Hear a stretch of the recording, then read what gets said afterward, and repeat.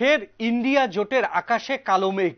এবার ইন্ডিয়া জোট থেকে সরাসরি কি বেরিয়ে গেলেন ফারুক আব্দুল্লাহর দল, অর্থাৎ কাশ্মীরের দল ন্যাশনাল কনফারেন্স নেতা ফারুক আব্দুল্লাহ তিনি জানিয়েছেন সামনেই জম্মু কাশ্মীরের যে লোকসভা ভোট এবং সামনেই যে জম্মু কাশ্মীরের বিধানসভা ভোট, সেই বিধানসভা ভোটে তার দল ন্যাশনাল কনফারেন্স কাশ্মীরের বুকে একাই লড়াই করবে, অন্য কোনো দলের সঙ্গে তিনি জোট করবেন না।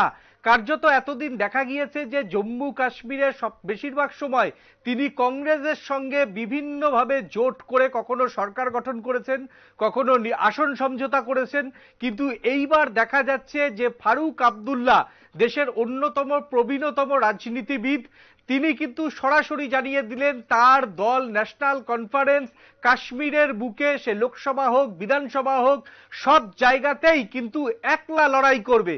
তারপর থেকেই প্রশ্ন উঠতে শুরু করেছে, তাহলে কি ইন্ডিয়া জোটের আকাশে ফের কালো মেঘ? আমরা এই মুহূর্তে কথা বলে নেব আমাদের প্রতিনিধি বিশ্বজিৎ দেবের সঙ্গে। বিশ্বজিৎ ইতিমধ্যেই লাইনে আমাদের সঙ্গে জুড়ে গেছে। বিশ্বজিৎ, শুনতে পাচ্ছ? হ্যাঁ, বলুন। বিশ্বজিৎ, প্রথমেই তোমাকে নিউজ ভ্যানগার্ডের পর্দায় স্বাগত। প্রথমেই যে প্রশ্নটা তোমাকে করব, এতদিন আমরা দেখলাম উত্তরপ্রদেশ, কখনো দেখলাম বিহার, কখনো দেখছি ঝাড়খণ্ড, এরবার কি ন্যাশনাল কনফারেন্স তারা কি ইন্ডিয়া জোট ছেড়ে বেরিয়ে যাচ্ছে?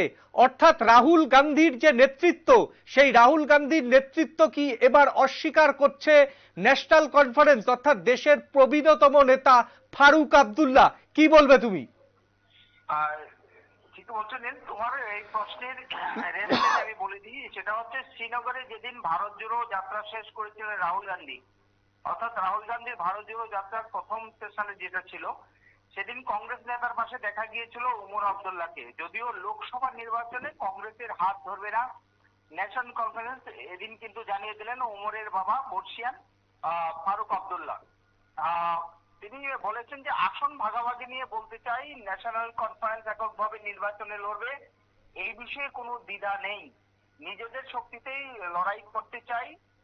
তিনি আরো বলেন যে কোনো রাজনৈতিক দলের সঙ্গে জোট করতে চায় না এবং ভবিষ্যতে এনডিএতে যোগ দিতে পারি সেই সম্ভাবনা উড়িয়ে দিচ্ছি না, এই কথা বলেছেন উনি। মানে এই মুহূর্তে কিন্তু ইন্ডিয়ান পলিটিক্সে অর্থাৎ জাতীয় রাজনীতিতে সব থেকে বড় খবর, প্রাক্তন মুখ্যমন্ত্রী, কাশ্মীরের প্রাক্তন মুখ্যমন্ত্রী তিনি জানিয়েছেন যে আগামী দিনে যে তিনি এনডিএতে যোগদান করবে না, সে কথাও কিন্তু হলফ করে বলতে পারছে না।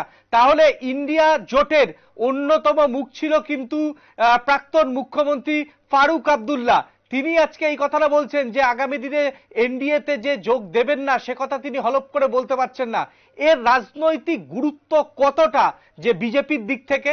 তার মানে কি ঘুরিয়ে বিজেপিকে এক প্রকার তিনি বার্তা দিলেন যে যদি আসন সমঝোতা হয় বা কাশ্মীরে যদি লোকাল গভর্নমেন্ট তৈরি করতে হয়, ফারুক আব্দুল্লাহর ছেলে ওমর আব্দুল্লাহকে মুখ করলে তাহলে তিনি এনডিএতে যোগ দিতে পারেন? হ্যাঁ, বিষয়টা হচ্ছে বিজেপি বিরোধী। বলে রাখি যে এই যে ইন্ডিয়া জোট এটা বিজেপি বিরোধী 27 থেকে 28টি রাজনৈতিক দল ইন্ডিয়া জোট তৈরি করেছিল, কিন্তু দেখা যাচ্ছে যে বিগত কয়েক মাসের মধ্যে কিন্তু সেটা তাসের ঘরের মতো ভেঙে পড়ছে। বিহারে নীতিশ কুমার এনডিএতে যোগ দিয়েছেন, উত্তরপ্রদেশে আরএলডিএফ এ যে জয়ন্ত চৌধুরী তার সেখানেও কিন্তু এনডিএতে যোগ দেওয়ার পথে চলছে। পাঞ্জাবে আপ একাই লড়াই করবে জানিয়েছে, বাংলার সেখানে মুখ্যমন্ত্রী মমতা বন্দ্যোপাধ্যায় একাই লড়াই কথা জানিয়েছেন। এই অবস্থায় কিন্তু ফারুক আব্দুল্লাহ যে ইন্ডিয়া জোট ছেড়ে যাওয়ার নিশ্চিতভাবে ইন্ডিয়া জোটের পক্ষে একটা বিরাট বড় ধাক্কা, এবং রাজনৈতিক বিশ্লেষকদের একাংশের দাবি ভোট পর্যন্ত ইন্ডিয়া জোটের অস্তিত্ব হয়তো নাও থাকতে পারে। তবে ইডির তলবের পরেই ইন্ডিয়া ছাড়ার যে প্রশ্ন উঠছে এ নিয়ে কিন্তু একটা প্রশ্ন থেকেই যাচ্ছে। প্রসঙ্গত বলে রাখি, ফারুক আব্দুল্লাহকে ইতিমধ্যে ইডি কিন্তু দিল্লিতে তলব করেছে। সেই বিষয়টা হচ্ছে কাশ্মীর উপত্যকা ক্রিকেট বোর্ড সংক্রান্ত আর্থিক তৎপরতা মামলায় ইডি দুদিন বাদে কিন্তু তাকে সেখানে তলব করেছে। নীল, একেবারেই ধন্যবাদ তোমাকে বিশ্বজিৎ আমাদের সঙ্গে থাকার জন্য। তবে জাতীয় রাজনীতির প্রেক্ষাপটে এই সময়টা কিন্তু অত্যন্ত গুরুত্বপূর্ণ, কারণ দেশের অন্যতম প্রবীণতম নেতা হচ্ছে ফারুক আব্দুল্লাহ। তিনি কিন্তু যেটা জানিয়ে দিয়েছেন তিনি ইন্ডিয়া জোটের সঙ্গে রয়েছেন, তবে এই মুহূর্তে অন্য কোনো দলের সঙ্গে তিনি কাশ্মীরের বিধানসভাতে তার আসন সমঝোতা করবেন না বা লোকসভাতে আসন সমঝোতা করবে না। তারপরেই কিন্তু ইন্ডিয়া জোটের ভবিষ্যৎ নিয়ে ফের জনমানসে একটা প্রশ্ন উঠেছে। ইন্ডিয়া জোটের অন্যতম মুখ মল্লিকার্জুন খার্গে, তার যোগ্যতা নিয়ে কিন্তু ইতিমধ্যেই জনমানসে একটা প্রশ্ন উঠেছে। এখনকার মতো নিয়ে নেব ছোট্ট একটা বিজ্ঞাপনের বিরতি। বিজ্ঞাপনের বিরতি নেওয়ার পর ফের আমরা ফিরে আসছি অন্য কোনো খবরে।